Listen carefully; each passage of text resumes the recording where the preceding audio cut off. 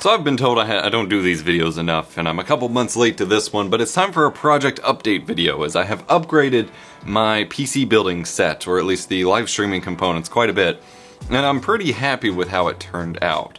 In a live stream back in the early spring, I actually ceiling mounted a Quasar T8 tube light up here, so I had basically like a fluorescent hanging garage light up above, which helps light the scene both for my working on computer stuff and for the live stream component, which I then have on a little Harbor Freight switch here with a sort of dimmer, although it's not the right kind of dimmer for these LEDs. These are supposed to have a PWM dimmer, and this is meant for like analog lights, but works well enough for now, and I have a handy switch at my hand. But what I was running into was, in order to get the camera angles that I wanted, I was resorting to some pretty janky stuff. I had a very thin tripod that was vertically mounted here that would not really do what I wanted, and at one point I was hanging a webcam off my pegboard baskets, and then I just had a camera with a fisheye sitting on top of stuff I needed to use off in the corner.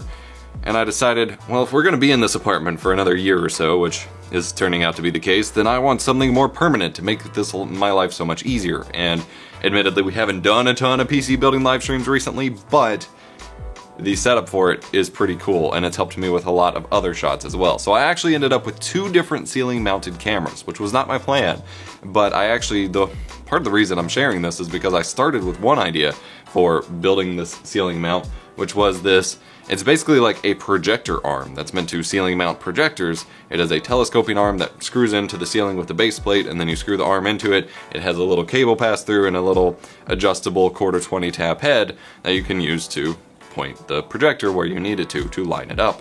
However, I was using this for a camera. The problem is the minimum length of this tube, once I got it, was like 4 feet, which meant it would just be a giant pole sticking down here in the middle of my pegboard area in my workspace, something I'm more than likely to hit my head on. As some of you all know, I hit my head regularly on things in this setup, and would be in my way. And while I could unscrew it and take it down, that wasn't really what I wanted. So I decided I wanted to take a little bit of a different approach, and I went with a rod mounted on the ceiling, and I wanted just a way to just have it to where I could adjust the actual positioning of the camera, but also have it to where it's more out of my way. And for this, I went with a basic ceiling mount curtain rod hook set from Amazon, which was like 15 bucks. And then I went to my local Lowe's, and not sponsored, picked up a piece of PVC pipe, which was about 1 inch thick to match the thickness of the curtain rod holders. And I was going to go ahead and pick up my own saw and saw blades until I saw the price of the saw and said nope to that one. Waited until we went to my parents again and used my dad's saw. Chopped off the end so that it was the exact length that I wanted, and then set forward to spray paint the pipe itself so it wasn't super white. I just like having splashes of color. Picked up some purple spray paint, and I was already spray painting the shelf add-on we built for the Megadesk back, when that was, that I talked about in my desk tour video. Let it dry. It's not perfect. It has some rough spots and things like that, but you're not gonna see it. Like, even when I record now, you don't see it right now. So that doesn't matter, it's just off in the distance. And then screwed in the curtain rods, and it just has little, they weren't even screws, they were just pure threaded like mini rod dowels to secure what would normally be a curtain rod that wouldn't move very much to the rod. But I took those out and replaced them with very tiny screws that I actually drilled a hole into the rod and screwed through into the rod, so that way the rod doesn't move itself because it's not a perfectly snug friction fit. And then I used what's called a magic friction arm, or a magic arm, to mount the camera here to the actual mounting system. And then I've run up an extension cord with a couple power plugs for the different cameras because they both need DC power, some super long HDMI cables, and I had to use some gaffer tape or duct tape to actually secure the micro HDMI in my Sony a5100 here, because the port is loose and any wiggling of it would cause the signal to drop. But now what I have, although the cables aren't perfect, but again, you don't see them here in the set, even if I move focus out here so that it's focused a bit more on the backdrop, you're never gonna see the cables. But what I resulted in is a ceiling mounted Sony a5100 pointed down at the workbench with a flip up screen so I can see exactly what the viewer sees, which has really fast autofocus and a decent enough lens to get me the exact scenes that I want, even with a really fast zoom ring, so I can crop in on what I need to see for when I'm working on something smaller and further down. And this allows me to adjust height, adjust the angle, and adjust positioning this way with the rod, and it's just mounted in parallel with the light I already have up there, so it's evenly lit. And then I went ahead, and since I already bought it and I didn't have an easy way to ship it back, I used that projector mounting system that I purchased off Amazon and thought would be not useful in the middle of my setup, and I mounted it in the corner behind my little China ball light with the Zcam E1, which is a little mini action cam, and I have a fisheye lens on it. You can use any number of setups here. This is just what I have going for it. But a fisheye lens, that way it gets a full, view of everything on this side, and have it mounted completely in the corner. That way, because sometimes I'm building like in the side of the case, and thus the view from above is not really all that interesting. I have another view from the side which encompasses everything so that you don't miss anything.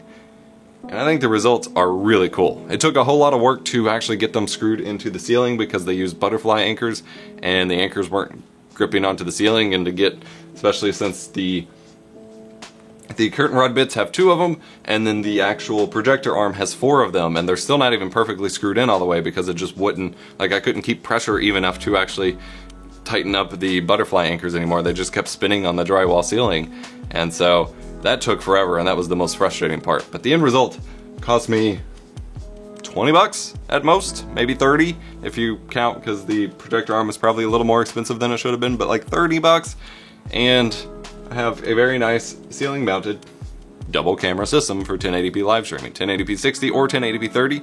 I do 1080p 30 for this setup, but pretty nice system that I'm really happy with the result of. Another advantage of doing it this way with real cameras instead of webcams, on top of the quality, the bigger sensors, the better depth of field, pretty much everything else, because webcams are not a great experience, and the manual controls so everything stays relatively looking the same, is that while I do typically run everything into OBS on my streaming rig I have on the server cabinet over here for my actual streaming setup for this stuff, I can also record everything in camera as well, which gives me more options for how I actually capture the footage. So if this computer is out of commission or doing something else, I still have the capability of recording footage totally independent of that setup, and I can go both ways. So that's pretty cool. And the cameras are pulled in via an AverMedia Extreme Cap UVC capture card and an Elgato Cam Link. So just so you have those details.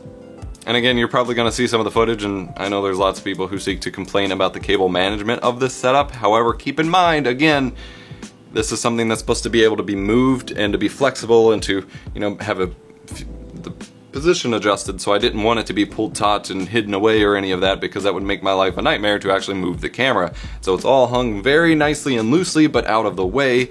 That way it works out for all of my intended purposes. So I think it turned out great. Wanted to share the experience with you guys to give you some ideas for how you might build into the setup, especially since I'm working with such a small space here. I get complaints about the crampedness of my shots and stuff like this, but this tripod for this camera view right here takes up pretty much all the floor space I have available.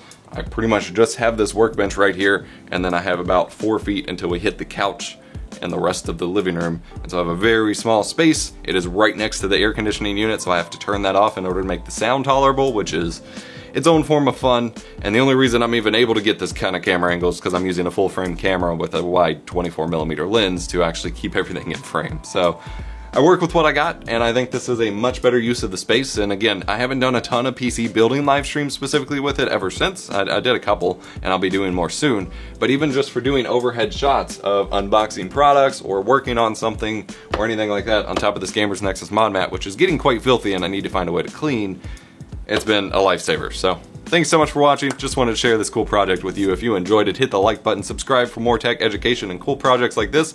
I'm EposVox, and I'll see you in the next one.